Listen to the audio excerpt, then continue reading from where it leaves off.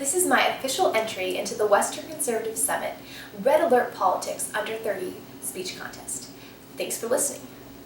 Hello, I'm Madeleine Castle, a Christian conservative college student and a local activist. Last summer, I heard something from Senator Mark Meadows from North Carolina that completely changed my outlook on constituent involvement. I asked Senator Meadows how he was able to balance his personal convictions, the will of his constituents, and the will of the Washington establishment. His response was truly enlightening. He said to think of Washington, D.C. as a bubble or a balloon. The pressure from D.C. colleagues inside is typically greater than the pressure from constituents at home outside. Congressmen fear getting elected, so they can say, "No, I can't vote with you on this bill. I got 5,000 emails from my constituents and they don't want it." Even this small involvement of knowing what bills are up in Congress and making sure you connect with your elected officials goes a larger way than you might think in keeping government responsible to the people. Keeping our elected officials accountable is a huge piece of the puzzle. We citizens get upset when the good people we elect in office come out 20 years later almost completely different people. Young people especially are fed up with the political elite class that doesn't seem to represent the general populace anymore. And we say, how could this happen? I think there's a somewhat simple solution. For too many years now, grassroots have concentrated more on getting people in office than on keeping tabs on them once they're actually there. It's easy to get motivated to campaign and put someone in office, but the tough nitty-gritty work is the constant questioning and pressioning and connecting and keeping our elected officials accountable. This isn't fun, trust me. And I know a lot of us, myself included, would love to have the person next to us who runs an accountability, lobbying, think tank group do it for us because they do a great job. But friends, we need both organizations and individual citizens working together to keep healthy pressure on elected officials from outside government so they can push back against the unhealthy pressure from within government.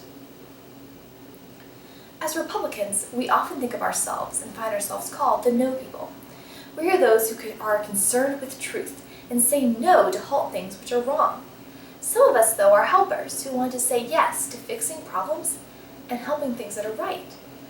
I think we see this distinction among conservatives, most starkly among generational lines. One of the problems an older generation has in connecting with millennials is that they are all about halting correct and bad policies and saying no, while the younger generation is all about saying yes to good things and wanting to help people. We hear a lot about how the Republican Party needs to be the compassionate conservative party instead of the no party.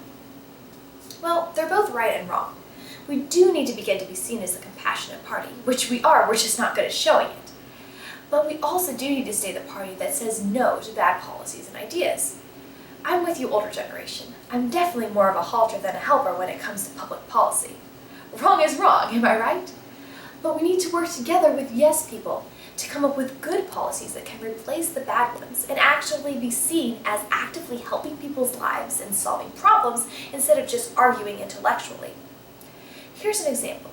We need to say no to abortion and say yes to programs that promote adoption and help single moms.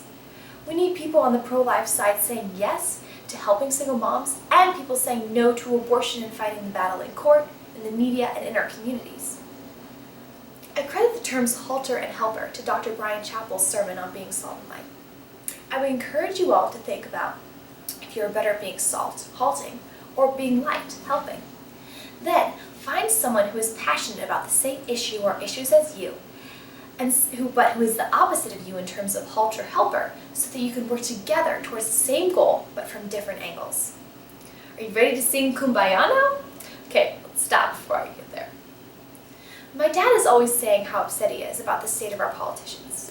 He goes on about how the founders never intended to be career politicians. They were lawyers and farmers and pastors who had other primary jobs.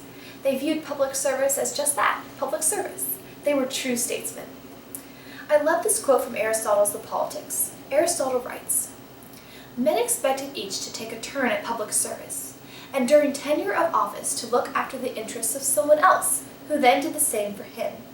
But nowadays there is more to be gained out of public affairs and offices, so men want to be in office continuously."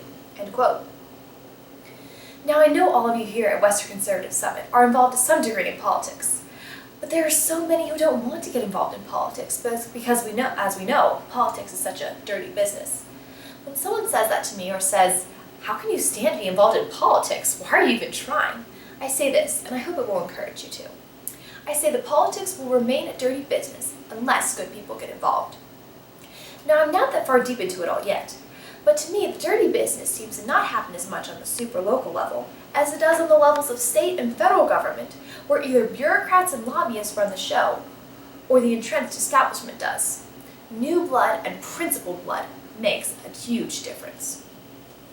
I think Americans are finally waking up, at least at the voting booth, to the problems caused by their apathy to our government and their representatives.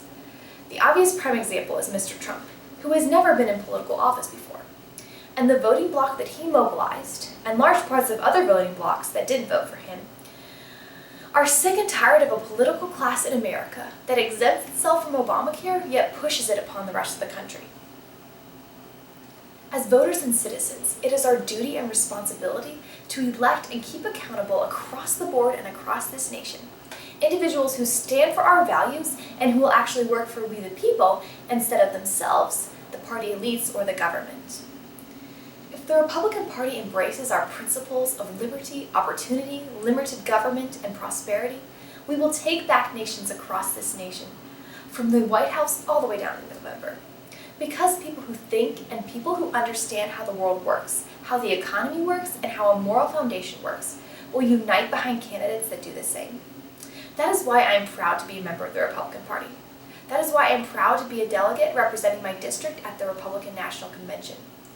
We stand on the shoulders of giants, those who understood that freedom is not passed down in the bloodstream, but passed down through the blood, sweat, tears, and sacrifice of our men and women in uniform, and those who with them sacrificed for us, our country, our way of life, and our freedom.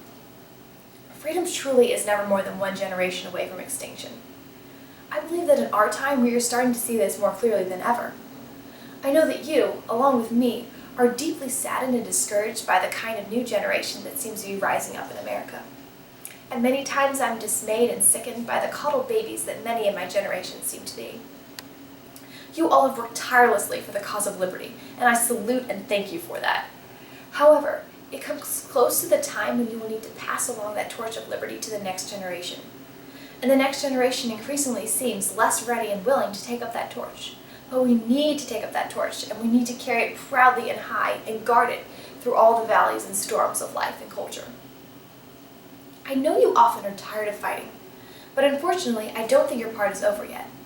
Young people who understand our founding principles and understand that caring for America does not mean socialism but means economic freedom are out there. It is our job together to find those people and motivate them.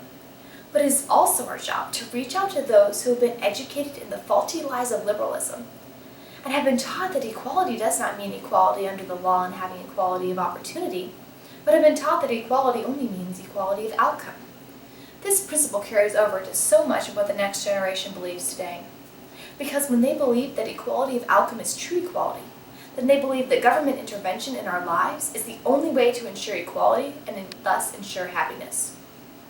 We know, however, that these policies produce nothing but people who are equally poor and are not happy.